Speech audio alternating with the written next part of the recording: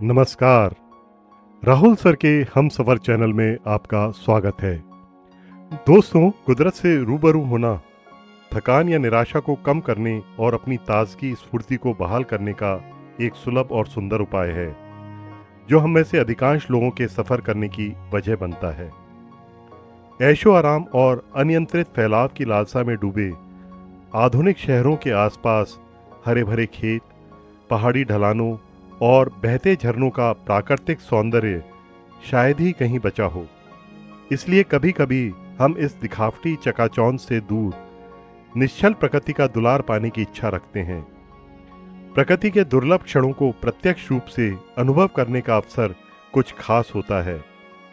मैं तो अपने दोस्तों के साथ ऐसी यात्रा का कोई मौका नहीं छोड़ता, भले ही वो 2 घंटे का हो या 2 हफ्ते का। प्रकृति का दुलार पाना है तो पहाड़ों पर जाएं और नामी गिरामी हिल स्टेशनों में फैले होटलों के मायाजाल, भारी भीड़ और ट्रैफिक की रेलम पेल में फंसने के बजाय रास्ते में मिलने वाले होम स्टे और रिसॉर्ट्स को अपना ठिकाना बनाएं। यहाँ अछूती प्रकृति के सौंदर्य के बीच पूर्ण शांति और सुविधा का वातावरण मिलता है। हवा, पानी और खान पान की ताजगी और शुद्धता हमें चुस्त दुरुस्त और जीवंत बना देती है। यहाँ पहाड़ी फलों के पेड़ भी मिल जाते हैं, जिन पर लगे पके फल अपने हाथ से तोड़कर खाने का अनुभव वास्तव में लाजवाब होता है।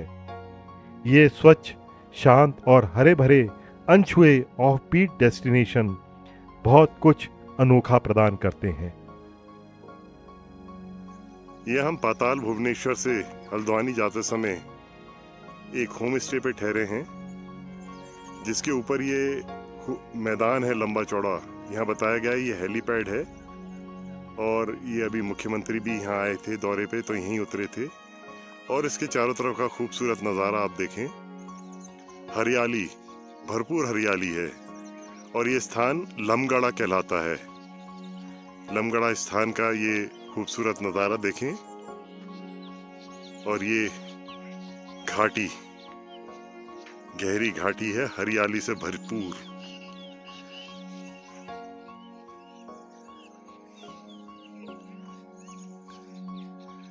ये देखिए, आनंद ही आनंद। ये सामने आपको राजीव यादव जी दिख रहे हैं, जिनकी यहाँ पर जमीन है, और सौभाग्य से इनसे भी मुलाकात हो गई हमारी। और ये हमारे संतोष हैं, जो अपने मोबाइल में इस खूबसूरत नज़ारे को कैद कर रहे हैं। तो ये जो प्रकृति है, जो अपने आप में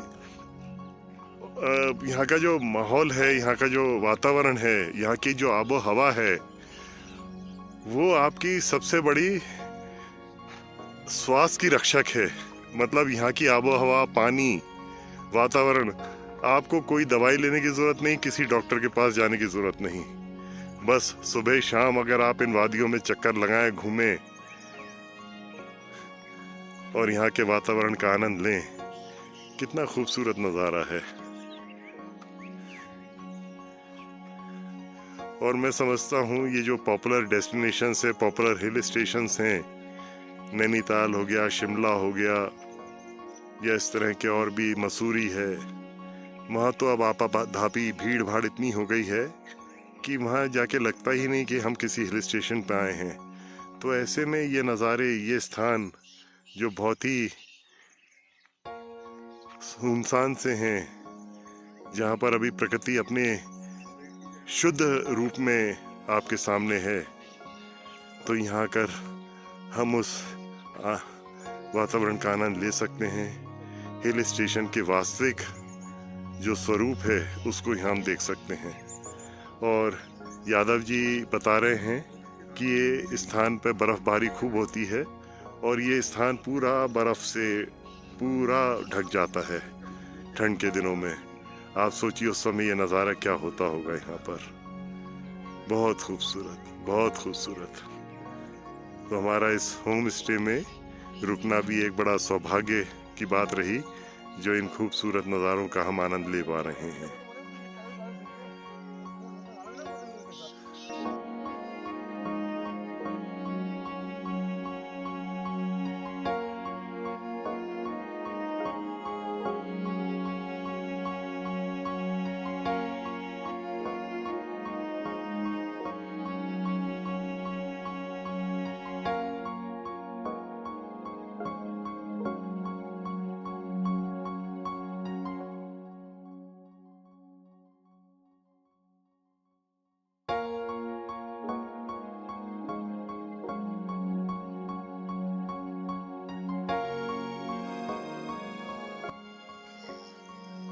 यह खूबसूरत नज़ारा उत्तराखंड के मिनी कश्मीर कहे जाने वाले पिथौरागढ़ से लगभग 10 किलोमीटर पहले स्थापित आसपास नाम के एक रिसोर्ट के चारों ओर का है।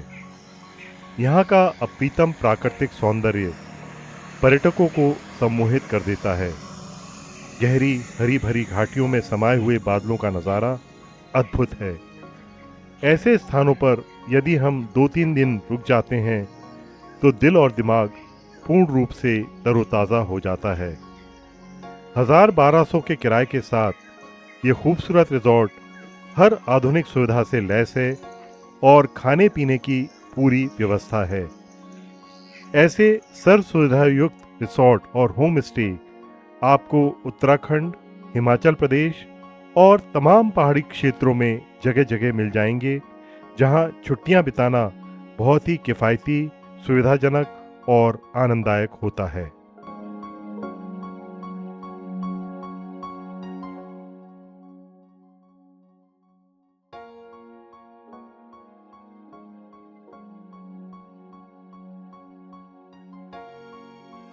आज की तारीख में पहाड़ों पर नामी गिरामी हिल स्टेशनों की भीड़ भड़का वाली वर्तमान स्थिति को देखते हुए लीक से हटकर एकांत में बसे ये अनजान ठिकाने वास्तव में हमारे लिए वरदान हैं।